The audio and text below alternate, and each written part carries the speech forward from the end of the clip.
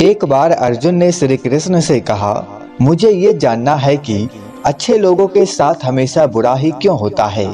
वही बुरे लोग हमेशा खुशहाल देखते हैं। अर्जुन के मुंह से ऐसी बातें सुनकर श्री कृष्ण मुस्कुराए और इसका जवाब दिए। तो दोस्तों, आज हम इस वीडियो में जानेंगे अच्छे लोगों के साथ हमेशा बुरा ही क्यों होता है। आपने महसूस किया होगा कि जो लोग अच्छे कर्म करते हैं वो परेशान रहते हैं, वही जो बुरे कर्म करते हैं वो खुशी से रह रहे होते हैं। अच्छे कर्म करने वाले परेशान होते हैं कि आखिर उन्हें इतनी परीक्षा क्यों देनी पड़ रही है, जबकि जो अधर्म की राह में है वो खुश है और जिंदगी का खुशहाल जी रहे हैं। अगर आपके भी मन में ये सारे सवाल है तो आज आपको इसका जवाब मिल जाएगा। भागवत गीता में लिखा है और श्री कृष्ण ने अर्जुन को बताया है। भागवत गीता में वर्णित कथा के अनुसार जब भी अर्जुन के मन में कोई दुविधा होती थी तो वो श्री कृष्ण के पास पहुंच जाते थे। एक बार की बात है, अर्जुन भगवान श्री कृष्ण के समीप आकर कहा कि वो दुविधा में है और इसका जवाब वो श्री कृष्ण से चाहते हैं। श्री कृष्ण ने पूछा कि क्या सवाल है। अर्जुन ने कहा, मुझे ये जानना है कि अच्छे लोगों के साथ हमेशा बुरा ही क्यों होता है, वही बुरे लोग खुशहाल दिखते हैं। अर्जुन के मुंह से ऐसी बातें सुनकर श्री कृष्ण मुस्कुराए और कहा, मनुष्य जैसा सोचता है और महसूस करता है वैसा कुछ नहीं होता, बल्कि अज्ञानता की वजह से जो सच्चाई नहीं समझ पाता है। अर्जुन उनकी ये बात समझ नहीं पाए। इसके बाद श्री कृष्ण ने क्या कहा अब वो जानते हैं। श्री कृष्ण ने अर्जुन से कहा, मैं तुम्हें एक कथा सुनाता हूँ, उसे सुनकर तुम समझ जाओगे कि हर प्राणी को उसके कर्म के हिसाब से ही फल मिलता है। प्राकृतिक हर किसी को अपनी राह चुनने का मौका देती है। अब वो मनुष्य की इच्छा पर निर्भर करता है कि उसे धर्म की राह चुननी है या अधर्म की। कथा शुरू करते हुए श्री कृष्ण ने कहा, एक नगर में दो पुरुष रहते थे। एक पुरुष व्यापारी था जिसके जीवन में धर्म की बहुत महानता थी। वो पूजा पाठ में यकीन करता था।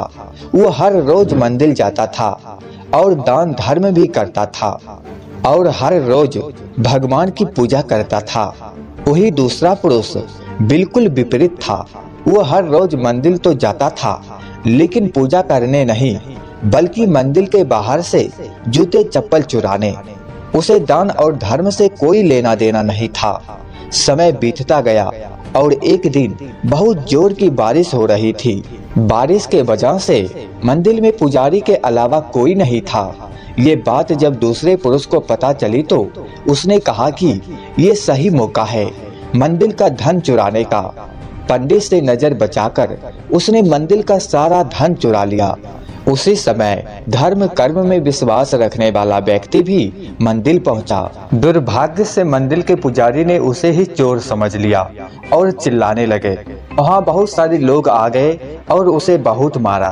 किसी तरह वो बचते बचाते वहां से निकला तो दुर्भाग्य से उसका साथ वहां भी नहीं छोड़ा। मंदिर के बाहर वो एक गाड़ी से टकरा गया और घायल हो गया। फिर वो व्यापारी लंगड़ाते हुए घर जाने लगा तो रास्ते में उसकी मुलाकात उस पुरुष से हुई जिसने मंदिर से धन चुराया था। उसने कहा, आज तो मेरी किस्मत चमक गई, एक साथ इतना सारा धन मिल गया। ये सब देखकर उसे बहुत बुरा लगा और उसने अपने घर से भगवान की सारी तस्वीरें निकाल दी। कुछ सालों बाद दोनों की मृत्यु हो गई।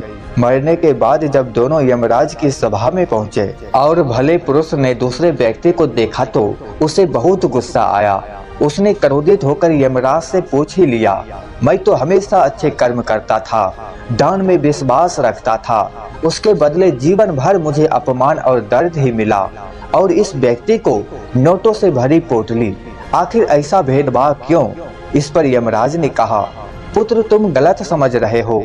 जिस दिन तुम्हारी गाड़ी से टक्कर हुई थी वो दिन तुम्हारे जीवन का आखिरी दिन था, परंतु तुम्हारे अच्छे कर्मों की वजह से तुम्हारी मौत सिर्फ एक छोटी सी चोट में बदल गई।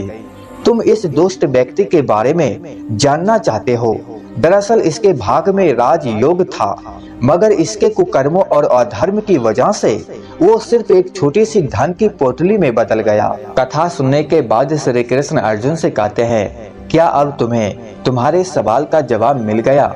ऐसा सोचना कि भगवान तुम्हारे कर्मों को नजरअंदाज कर रहे हैं, ये बिल्कुल भी सत्य नहीं है। भगवान हमें कब क्या किस रूप में दे रहा है मनुष्य को समझ में नहीं आता है, मगर आप अच्छे कर्म कर रहे हैं तो भगवान की कृपा हमेशा बनी रहती है। इसलिए अपने अच्छे कर्मों को बदलना नहीं चाहिए, क्योंकि उसका फल हमें इसी जीवन में मिलता है।